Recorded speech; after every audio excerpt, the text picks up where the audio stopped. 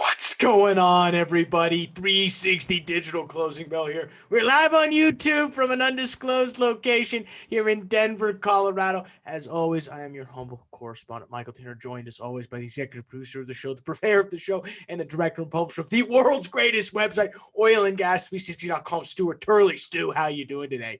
It's a beautiful day in the neighborhood, and it is busy.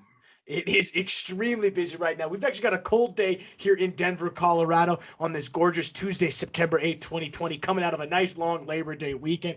If you were hoping the markets would turn green after 2 days of selling, well, guess what? All for naught, red all the way around. SPY finishing down two and three quarters percentage points, all the way trading down 33.31. Nasdaq down almost 5 percentage points, 11,080. That's a 550 point drop. Unbelievable. Dow Jones currently down about $2 or two and a quarter percentage points. That's 633 percentage points, down almost below 27,000. Currently standing at 27,500. Whoo!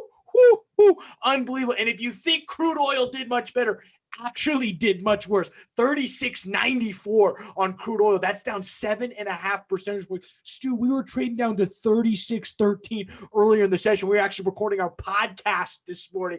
And so just an unbelievable unbelievable number. 12-month strip 40.83. That's 4.5 percentage points down. Natural gas doesn't fare any better. $2.37. Really a lot to do with, I think, this weather turning cooler as we move into the September months.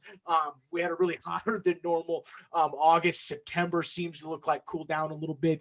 And I think that's part of what we're seeing with this slight natural gas draw here. Like I said, $2.37. That's on 8.5 percentage points. 12-month strip stays fairly flat. $3.16. It's only about a 6% drop. XOP ENCP securities contract did not do well, down 5.5 percentage points, 46.61. That's $2.85 off that index. OIH, which is oilfield services contract, 117. Even that's 6.5 percentage points on the downside. When we look at our individual equities, Stu, I mean, it did not fare much better. Vermilion Energy down 11 percentage points. That they're at 13.15. Callan down 11%, $5.61.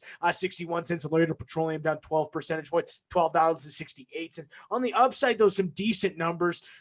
Two big movers on the day: Sandridge Permian Trust and Next State Corporation up 75 percentage points. That's off the back of a strategic investment coming from a major Wall Street firm that's sort of floating around this. We'll be covering everything happened on that. Really, kind of the only other big move is Contango Oil and Gas, ticker symbol MCF. Of course, they're on the upside, $3.5 percentage points. That's $1.52. Stu, what do you have on the international news desk today?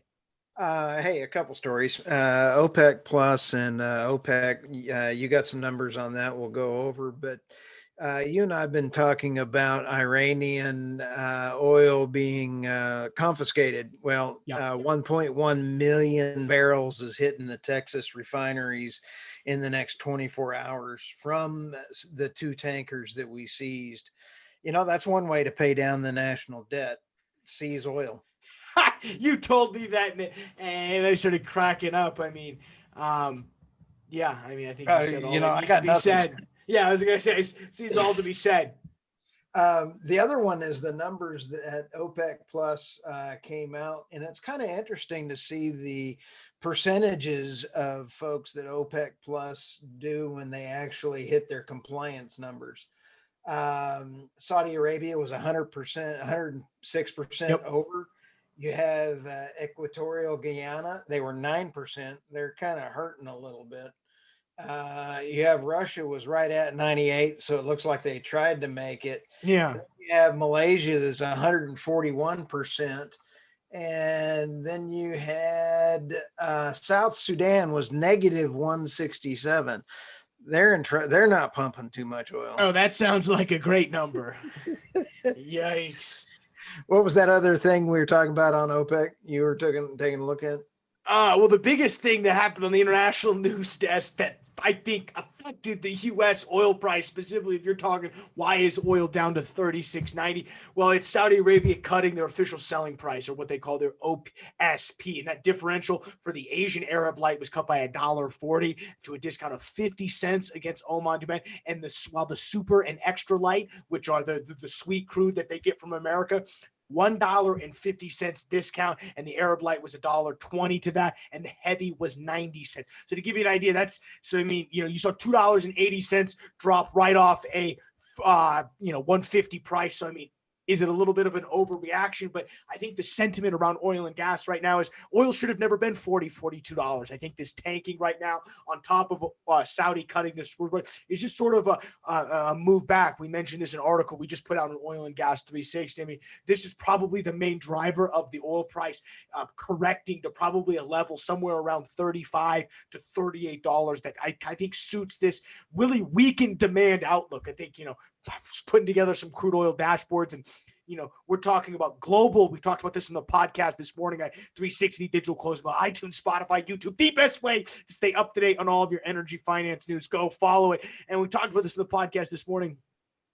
Increasing global inventories on really a 6-month time scale is going to drive oil prices down. It was only a matter of time before the market sort of corrected itself. This is the main driver, but there are other longer term bearish sentiments built into this. I think when we look at the U.S. shale side, I mean, really slow today, to be honest with you. And we saw Next Decade Corporation coming out and whispers of a strategic partnership. That's why we're seeing them up 75%. If you're talking about a glimmer of hope for the oil and gas space, though, ExxonMobil currently traded down, just to guys give you an idea today, to give you the difference, between tech and energy and how bad it was today. ExxonMobil was down 2.5 percentage points.